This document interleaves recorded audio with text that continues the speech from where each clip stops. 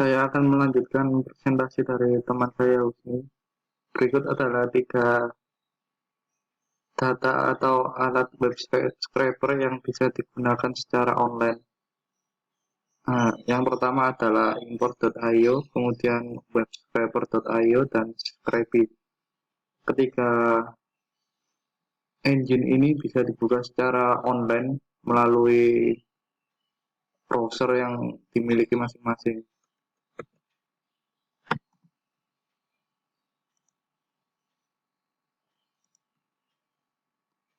Kemudian ada metodologi dari scraper.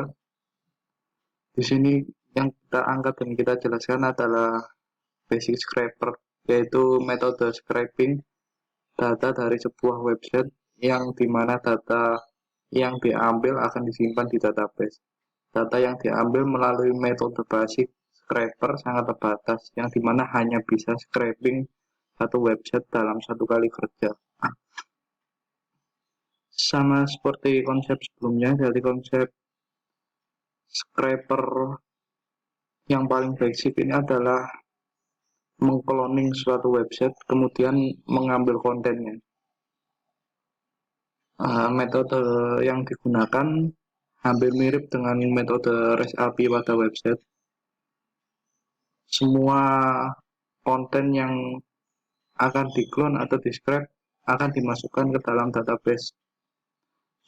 Tentunya sesuai dengan request dari user. Kemudian ada cloud-based scraping. Metode yang kedua ini sangat berbeda dari metode yang pertama karena sudah menggunakan teknologi cloud computing. Metode yang ini menggunakan Elastic Compute Cloud AWS Service dengan pelayanan simple GUI, pelayanan simple storage, yang dimana dapat memudahkan kita tanpa harus mengatur resource yang akan dibutuhkan karena sudah terotomasi oleh EC2 AWS. Jadi untuk cloud-based scraping ini yang paling populer adalah memanfaatkan teknologi cloud dari AWS ya. Jadi tinggal plug and play saja, di mana kita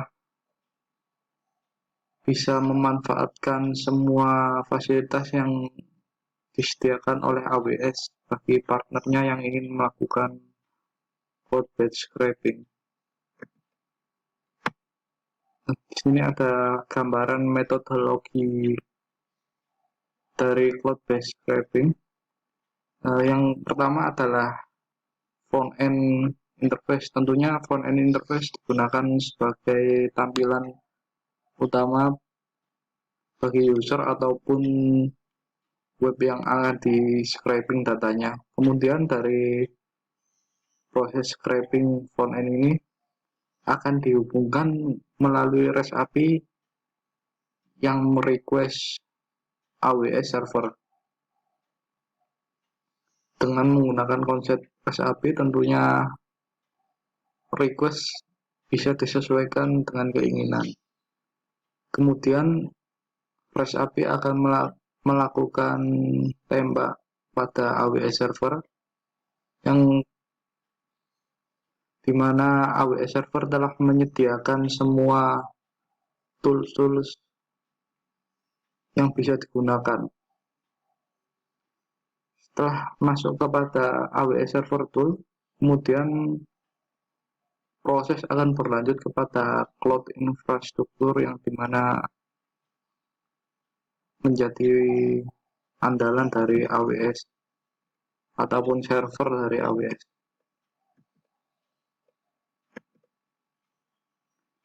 Ya, ini gambaran umum untuk bagaimana proses scrap engine bisa berjalan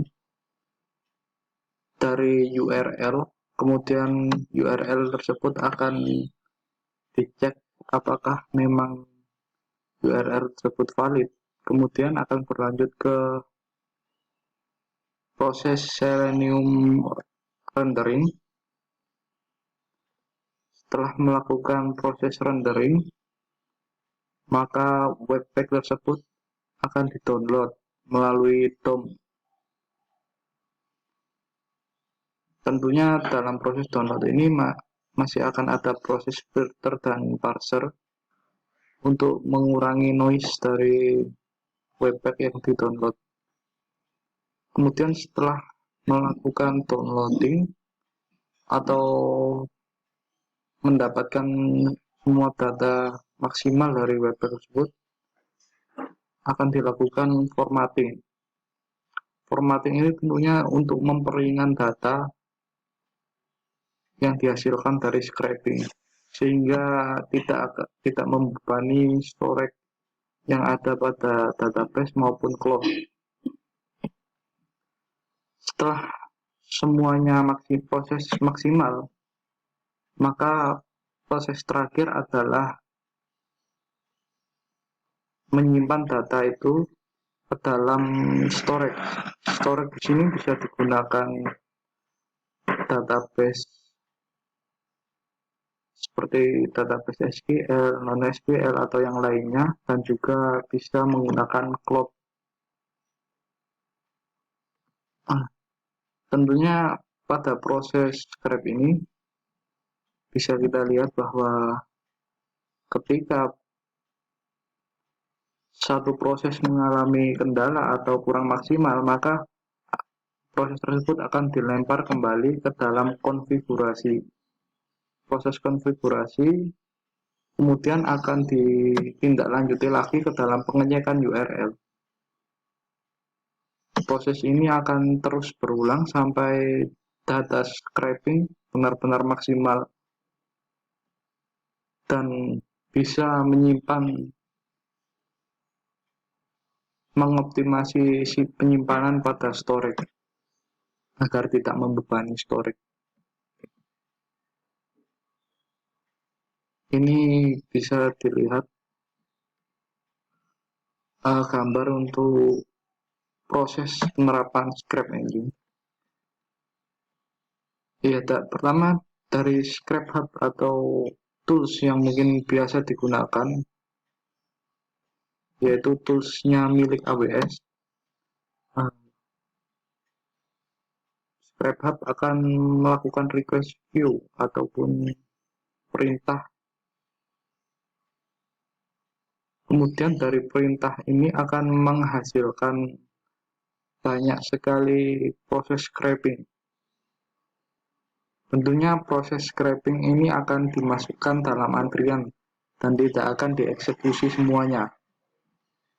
Setelah melakukan request dan mendapatkan multiple instance, maka proses akan berlanjut ke respon view.